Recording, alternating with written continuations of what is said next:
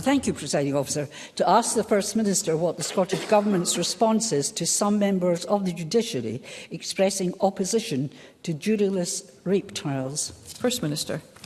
The Victims, Witnesses and Justice Reform Bill includes proposals for a time-limited pilot of judge-only rape trials. The Senators of the Colleges of Justice response clearly sets out that they do have split views on the proposal. Organisations including Rape Crisis Scotland, Victim Support Scotland, Scottish Women's Aid, we know that they support the pilot. They, like many, they're concerned at the experiences of complainers, the influence of rape myths and the lower conviction rates of rape. The Senator's response states, and I will quote directly, that there is a serious problem with what happens in jury trials for rape cases, end quote. The pilot stems from the recommendations, of course, by Lady Dorien, as I know Christine Grahame is aware of. She is, of course, Scotland's second most senior judge, and is part of that report and review into how we improve the justice system, particularly for victims and survivors of rape, while also, and this is crucial, protecting the rights of the accused too. Christine Grahame. I thank the First Minister for his answer. I too have read the submissions from the Senators, both for and against. I'm not quoting, but I'll paraphrase. There is the evidential difficulty that most alleged victims and the accused were in a relationship, sometimes even after the alleged crime, and that may influence the low conviction rate no matter what we use.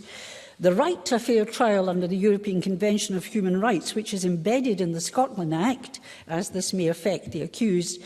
And I think, crucially, as the government, I understand, is to assess the efficacy of this pilot, for me, this trespasses on the principle of the separation of powers of legislature and judiciary, an extremely serious issue. So will the First Minister confirm there will be robust scrutiny of this proposal, that his government has an open mind as reflecting on these concerns and indeed my concerns? First Minister.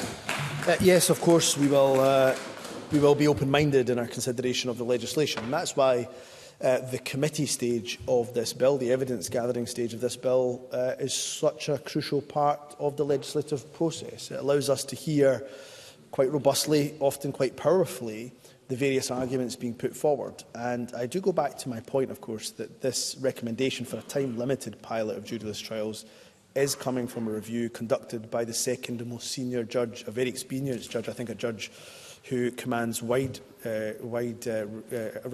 respect right across the political chamber, as Lady Dorien does. And therefore, it's important we do give that weight, as we do also give weight to those voices who have expressed concern, not just the judiciary, but we know many members of the legal profession too. So we will, of course, give that weight.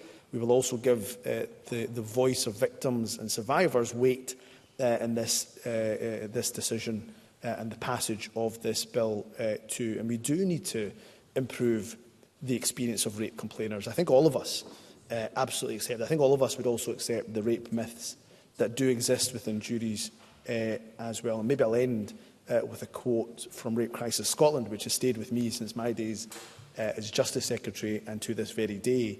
And I quote them, that many survivors describe the process of going to court more traumatic than the rape itself. That is an unacceptable position in any justice system, let alone ours. Ivan McKee. The case for juryless trials in rape cases often cites the work undertaken by Professor Fiona Lerwick and her 2020 report on juries and rape myths. However, that report concludes by stating, before suggesting anything as drastic as removing juries from criminal trials, however, it is worth considering whether the answer might lie in addressing problematic attitudes via juror education. This, it is argued in the report, is the way forward before more radical measures are considered. Does the First Minister agree? First Minister. Yeah, I think it's not a case of just doing either or. I think it's absolutely acceptable to explore both. So I think education, of course, trying to tackle rape myths in society more generally is something that is incumbent upon us to do in government, but also to consider the pilot. Ivan McKee was right to reference, I thought, an excellent piece of work, the most comprehensive jury research undertaken, I think, in the entire UK. That work done by Professor Fiona Lerwick, James Chalmers and others. I'm happy to correct the record if I'm wrong, but my understanding is that Professor Lerwick does support the proposal for a pilot.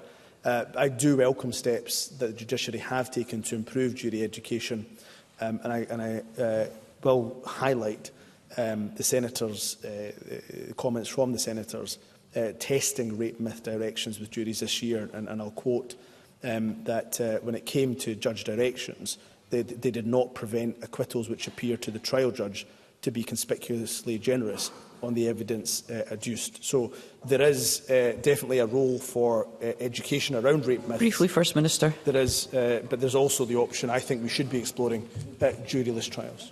Russell Finlay. Thank you, Presiding Officer. Lawyers across Scotland say they will boycott the SNP's planned juryless trials, with senior judges also raising concerns that removing jurors constitutes political meddling in the independence of the judiciary by this SNP government.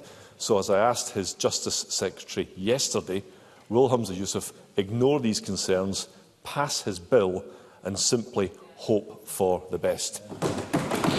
First Minister.